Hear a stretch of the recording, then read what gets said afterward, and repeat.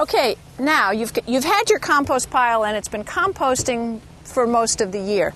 Compost can take anywhere from 6 weeks to 6 months, and it totally depends on your weather, your material, all those kinds of things. Now, basically, the way you can tell when it's finished is when you don't have a lot of recognizable material. Now, when we have this shovelful here of what I'm calling finished compost, you can see there's still some bits in here. Here looks like a piece of an old gourd. That's not a big deal. That'll decompose in the soil. Here's some more gourd. But pretty much from there on out, there's really nothing in here. It looks like dirt. And that's exactly what it is. It's organic material, though. It's not dirt. It's 100% organic.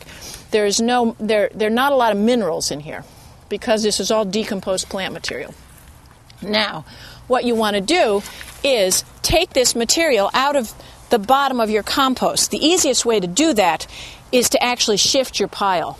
Once you've filled this up and it's composted for a season, what I tend to do is take this off, set up a new space next to it, and then move my pile. I'll take whatever's on top and isn't finished, move it into the bin so it can continue to finish, and then take the bottom section, which is finished, and use it in the garden. And basically, if you could put this is a 5-gallon bucket. In these 4x8 beds, it would be perfect to put a 5-gallon bucket of compost on the bed every season, at least one, if not 2 bucketfuls. That would be really good for your soil. Okay.